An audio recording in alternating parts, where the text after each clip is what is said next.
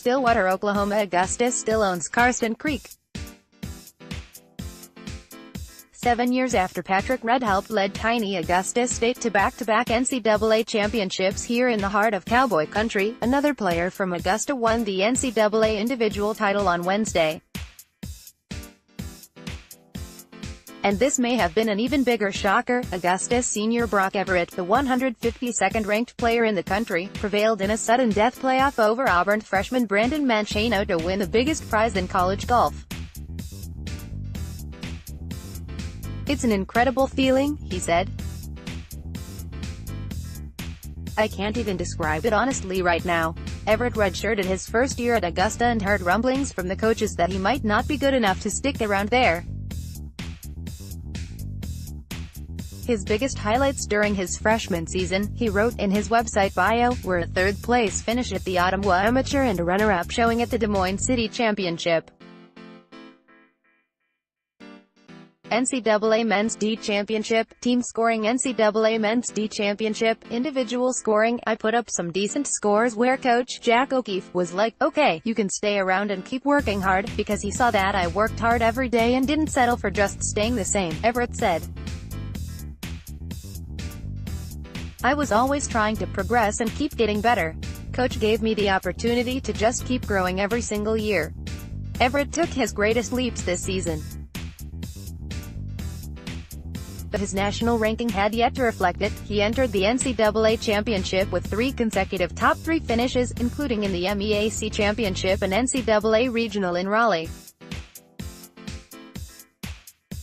Here at Karsten Creek, the left-hander was the only player to break par all 4 rounds and shot 7 under 281, a 72-hole tournament course record that was enough to tie Mancheno, the SEC Freshman of the Year. In the playoff, Everett knocked his third shot on the par 5 18th hole to 15 feet and rolled in the putt to become one of the most surprising individual champions in recent memory. "I knew I was playing pretty good up to this point," he said. "I had a month of really good golf these last few weeks, and I was just trucking along." It's another huge boost for Augusta, which had fallen on hard times after the red-led run of back-to-back national titles in 2010-11. "We have the Masters champion this year from Augusta State, now we have the individual champion," O'Keefe said. "It's pretty special times, and Augusta is a pretty special place, and golf is very important there. We're trying to get better each day, and things and situations like this allow us to branch out and keep our program moving." Stillwater, Oklahoma. Scott Limbaugh's heart sank even before he opened the text message from his father. He knew his team was headed home. On a wild final day of stroke play qualifying that at one point saw 9 teams within 3 shots, 4th-ranked Vanderbilt was the best team left out of match play at the NCAA Championship. The Commodores were one of the pre-tournament favorites, but they couldn't overcome a final round 300 for their worst score of the season, by 8 shots, and finished 1 shot back of Texas A. "It stings," Limbaugh said. "I had a feeling about this team, so it's tough right now. But we didn't go take it. And when you leave it in others' hands, you go leaving like this." Even with a 16-over final round, Vanderbilt appeared to be safe when team leader Theo Humphrey rolled in a 10-foot eagle putt on the 72nd hole. John Augenstein yanked his tee shot into the pond on 18 and made bogey. They watched the rest of the final round in the locker room, until it appeared they might be in line for a playoff. Limbaugh sent the team down to the range to practice, but Texas A. NCAA Men's D Championship, team scoring. NCAA Men's D Championship, individual scoring. Limbaugh received a text from his father, who was standing by the final green, before they showed the clinching putt on TV. "I did not think this would happen," Limbaugh said. Host Oklahoma State overtook Duke on the final day, to earn the top seed. No team on either the men's and women's side has won both the stroke play and match play portion of the NCAA Championship. Duke held the top spot after a course record 12-under round on Sunday. The Blue Devils were 30 shots worse on the final day. "I couldn't care less how many strokes different we were," Duke coach Jamie Green said. "The only thing that matters is that we're in match play." Texas Tech grabbed the third spot despite playing without its best player, senior Frederick Nile, who opted not to compete because of a lingering back injury. Defending champion Oklahoma received a huge 72 from fifth-man Garrett Reband, who was 20 over par for the first 3 rounds, and earned the 4th spot, even though the Sooners are now on the same side of the bracket as chief rival Oklahoma State. SEC champion Auburn advanced to match play for the first time, while Alabama rose from 9th to 6th after clutch shots late from Davis Riley, Lee Hodges and Jonathan Hardy. Texas shot the low round of the day, a 5 over 293, and eked into match play after seniors Doug Gim and Scotty Scheffler both birdied the 72nd hole. Vanderbilt wasn't the only top team heading home early. Illinois saw its run of 5 consecutive match play appearances end with an 11th place showing. Stillwater, Oklahoma. The relief of barely sneaking into match play at the NCAA Championship didn't last long for Texas A. He checked the scores on his phone and realized the monumental task ahead. The top 2 ranked teams in the country were about to face off in the NCAA quarterfinals. "Gotta play Oklahoma State sometime," he shrugged. "I would have liked it to be in the championship, but to win this, you're going to have to beat them. It just shouldn't be in the quarterfinals. In no other sport can the nose 1 and 2 ranked teams play in any other setting than the final match, and yet that's exactly what will go down here at 7:50 a.m. Tuesday at Karsten Creek, where Oklahoma State and Texas A.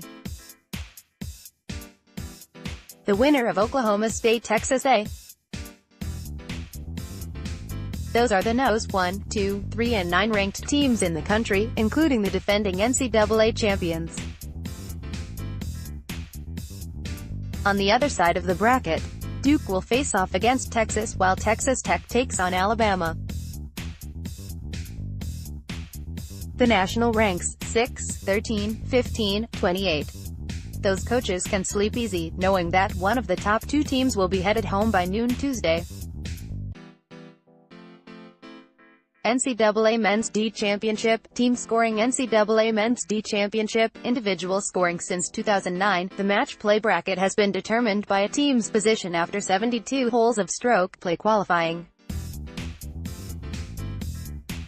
So at the biggest event of the year, the NCAA renders season-long performance meaningless and sets the bracket based solely on a qualifier. That means Oklahoma State's reward for a 10-win season, 4 more than any other team in NCAA Division I, was a date with the second-best squad in the country.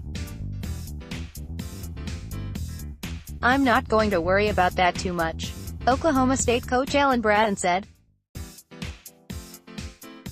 "We get to play Texas A. In the first year of the match play era, in 2009, Oklahoma State and Georgia faced off in the Tuesday morning quarterfinals. They were easily the top 2 teams in the country, and the hotly contested match came down to the final hole. Georgia prevailed in a stunner, but the Bulldogs were so gassed in the afternoon that they lost. By the end of the day, the clear-cut top 2 teams in the country were gone, when they shouldn't have even been able to face each other until the finals. This current format, a team's national ranking, means virtually nothing. The national ranking determines seeding for regionals. It determines the pairings for the first 2 rounds of the NCAA Championship. So, why not again after 72 holes of qualifying? The qualifier should be used to determine the 8 teams for match play, nothing more. Those in support of the current format point to a tournament like the U.S.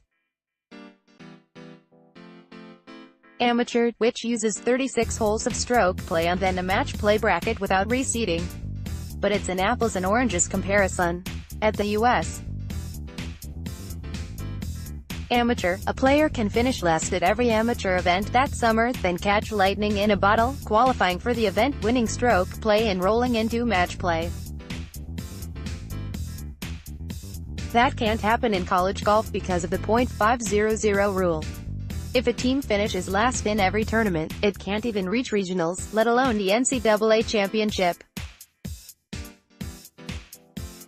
Season-long performance matters, or at least it's supposed to. The solution here is mind-bogglingly easy. Reseed after stroke play based on national ranking, either the ranking that the team arrived with at nationals, or spit out the new ranking after running the 72-hole scores through the computer.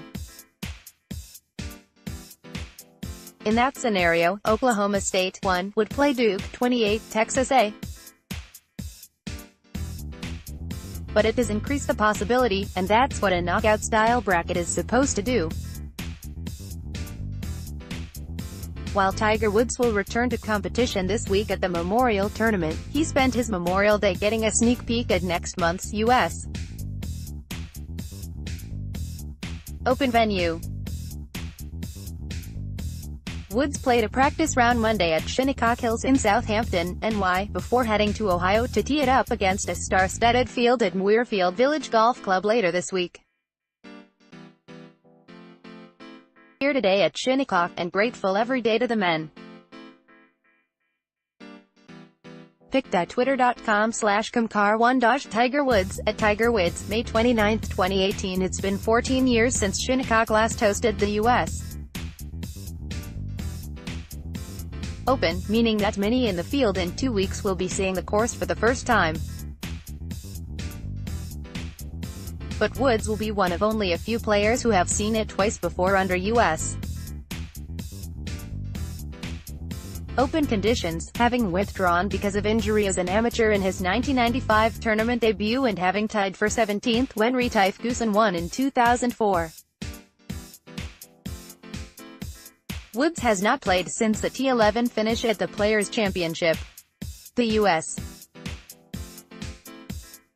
Open will be played June 14 to 17 and will mark the 10-year anniversary of Woods' playoff victory over Rocco Mediate at Torrey Pines, his third U.S. Open title and most recent of his 14 major championship victories. Article tags: Tiger Woods, 2018 U.S. Open Birmingham, Auckla. The USGA has never implemented lift, clean in place in a U.S. Women's Open, but a couple of its champions believe subtropical storm Alberto may force the governing body to do so at Shoal Creek this week. They're going to have to play it up, said Christy Carr, winner of the 2007 U.S. Women's Open. It's already soaked out there. There are puddles everywhere. Around the greens, it's super muddy. Kerr played 18 holes in a practice round Monday in mist and light rain. The course was soggy, with close to 3 inches of rain having fallen over the last week. There is more rain forecast for late Monday and early Tuesday, with Alberto's passing. The USGA's meteorologist said anywhere from 1 to 3 inches could fall during the storm. Frankly, I don't think this golf course can take much more water, Kerr said.